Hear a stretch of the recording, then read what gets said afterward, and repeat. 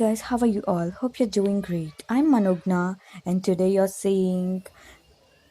I'll cover about generic process model, waterfall model, and all the process models in unit 1.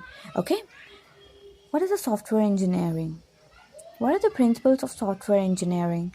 Means think through the problem completely before implementation, which is everyone should need. That is the best thing to prove that we are good at software engineering. Next, divide and conquer means we should divide a software process and then we have to assign some tasks to them. Keep it simple and stupid, which is also known as KISS. And then we have to learn, and especially we have to implement the things. Then fifth point is maintain the vision. Means whatever the vision is given by customer, we should maintain it. Like we should give the same product what he is thinking about the product we will do. And then what is the sixth point? What you produce, others will consume. Means like whatever, if you create an app, then he have to use it in a good way. That is produce and consume means be open to the future. Means you in future you should have some qualities like updation, insertion, like that. And what is the last point? Plan ahead for reuse.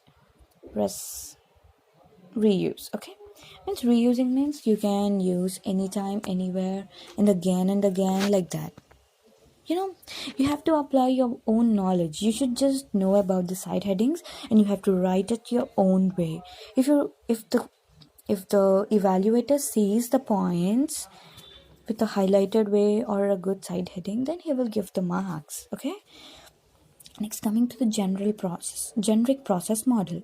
A generic process model is a formal framework for process analysis. Means it is a formal framework for process analysis. For analysis of a process, it is a formal framework. Okay. A general process model includes three phases, it seems. What are they? Defining the framework activity, identifying the task, process patterns. Means first, for anything you have to define the framework activity, and then after defining you have to identify the task, and then you have to assign process patterns to it. Okay, what is a framework here? You might get a doubt. Here you go. Framework is the standard way to build and display the application. Means it is a way in which we can build and display the application so that the customer can see it in a good way. What is a software framework? Software framework is foundation of a complete software engineering process. Means all the software engineering processes foundation is software framework. Okay, includes number of framework activities that are applicable to all software projects. Okay, it includes many framework activities that are applicable for software projects. And this is the construction of software process. See, this is side heading, and first will be the process framework, and then the umbrella activities, and then the framework activities. And then in software engineering actions, what it will do, it will set the tasks. What are the tasks? Work tasks. After task, work production, we will do production, and then after production, we will check for milestones. Okay, milestones means nothing but setting parts. And then SQA points, which is for quality assurance. This is about the generic process model. If you just remember these points, you can elaborate in your final exam and you can get a very good marks. Okay, here you go with the waterfall model. Waterfall model is a very simple model. We have different phases in waterfall model. This is the first software development lifecycle model to be used widely in the software engineering to ensure success of the project. Means mostly used software development life cycle model is waterfall model. Okay, it is most widely used in software engineering process because it is easy. In the whole process, software development is divided into separate phases. Okay, like the separate phases, we will just divide it. If any problem is there, it is divided into different phases. Okay, Separate phases, different phases. Here, outcome of the one phase acts as an input of the another phase. Outcome of the one phase acts as an input of the another phase. You might see the diagram and you can understand. Customer checks after development. Okay, in many models the customers can check while the process is going, but in waterfall model the customer will be checking after the development. Okay, here you go with the diagram. First, requirement analysis, which is also known as communication, and then system design. After taking all the requirements from the customer, we will design the system, which is also known as planning. Means we will design how the system would be, like basic things we will do, and then implementation. We will just discuss and do these two like phases, and then we will try to implement them. This is also known as modeling. And then after implementation we have to do testing, that is known as integration testing, and it is also known as construction. Okay, and then if we are passed in all these phases, then we will go for deployment is nothing but we are ready to give the particular product to the customer. And then after that, maintenance. After giving to customer, he have to maintain, right? That is the maintenance. Okay, I'll explain you clearly. Requirement analysis. If customer gives the requirements, specifications and ideas to terms, the customer requirements will be first documented and saved. Okay, that is what I have said previously. And then system design. It helps in specifying hardware and system requirements, defining overall system architecture. Okay, implementation means input from system design is divided into smaller program units, and here each unit is tested from the functionality and unit testing and is in. And then integration and testing, combining all the units which we have like separated here and integrating. We will test for all the faults and failures. Okay, deployment means if once all functions and non-functional units are done, if you think the project is completely done to deliver for customer environment, to make it the play phase is developed. Next, maintenance. Even though your project is over and the product is delivered, the client is facing any issues with the thing which we have given. From client environment, you have to fix those problems. And if you have to enhance to add changes, this will occur only in the client environment. What are the advantages and disadvantages of the waterfall model? First, coming to advantages. Advantages means it is simple and easy to understand and easy to use. And then it is also easy to manage. Wherever we go, we can like adapt the project to those conditions.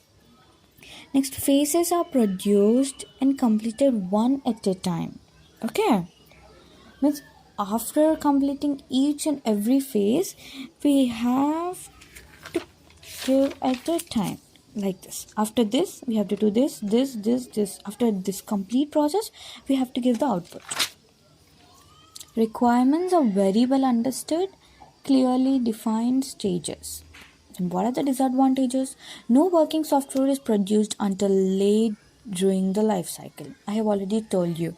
Means until the last phase, you cannot give the project to the customer. You cannot hand over to him. High amount of risks and uncertainty. Yeah, if you face problem up to last itself, after delivering the product, if you have face any like problems, there is a high risk, right? Like you cannot go to the first thing again you cannot communicate with the customer and say about the drawbacks of the things which we have given, like that it is not done.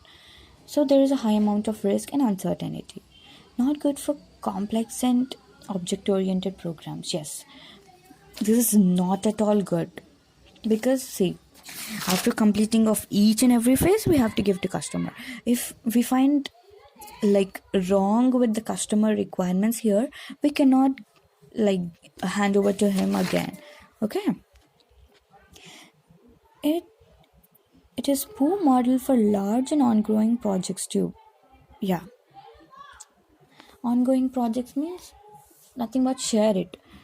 Take the share it. Like if you have an update option, then if you click on the update option in your mobile, then the share it will be updated in your mobile, right? But in this waterfall model, you have to keep the share it on hold, and then you have to do all the phases, like communication, planning, modeling, integration, construction, deployment, and maintenance. Okay, so this is a bad model for large and ongoing projects. Coming to the evolutionary model, it is the initial concept, design and implementation prototype based initial concept. Means if customer gives you a design, we will design it in our way, taking his all uses, and then we will implement the prototype based concept. Okay, and then refine prototype until it is acceptable. It is not like a waterfall model. Okay, like if we find anything wrong in implementation phase, then we will let know the customer, we will refine it, and then we will put the prototype in it until he accepts it. Okay, complete and release the prototype. After completion itself, we will release the prototype. Okay, this model is also known as successive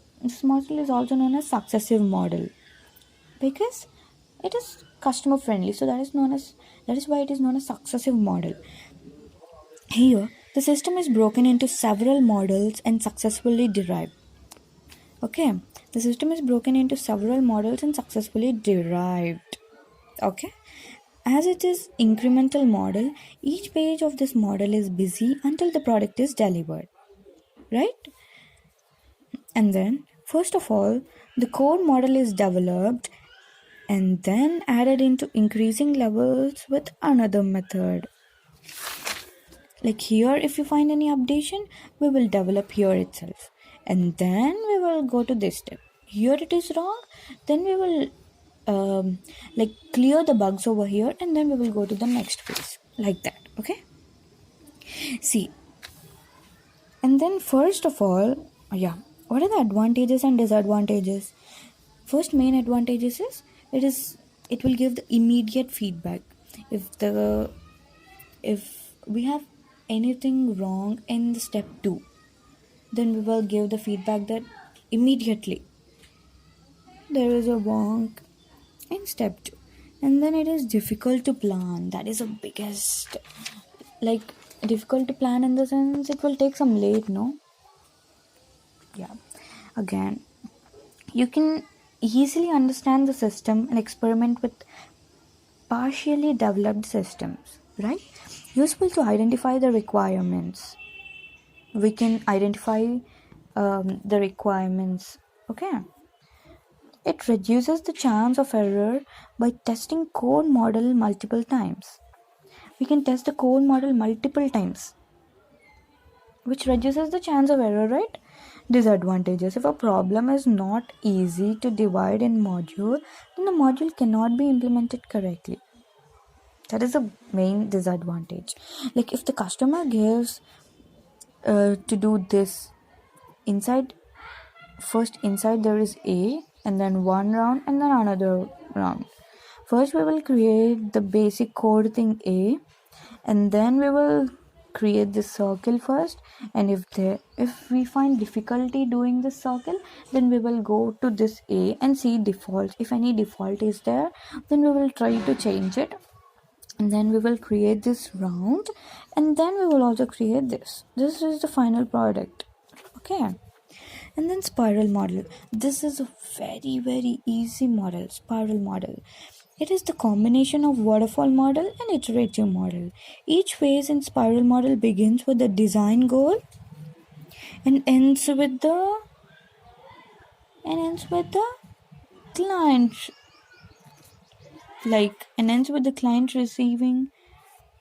client reviewing planning.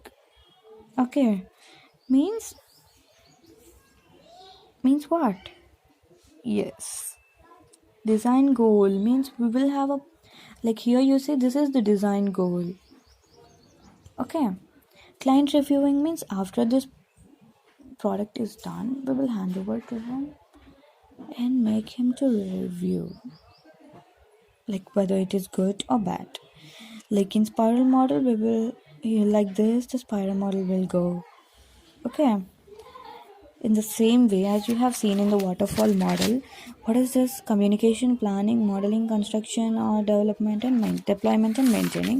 In the same way, you have to write here communication, planning, modeling, construction, deployment. Okay. System exchange means in communication, what will happen? System will get exchanged. And then planning, modeling, you have to see the diagram, you have to practice it, and you have to write an exam, because you should not fail in exam. You have to pass is the only thing which is our policy in this channel. And then what is the next point? Software is developed in a series of incremental release. Okay, when do we use the spiral model? You may get it up. Here you go. We use spiral model when the project is large. If the project is very large, then we will use the spiral model. We don't recommend this model, as I have already said. We should not recommend waterfall model because it is a time-taking process, and after each and every phase, it will be presented. So we should not recommend waterfall model for large processes. Okay.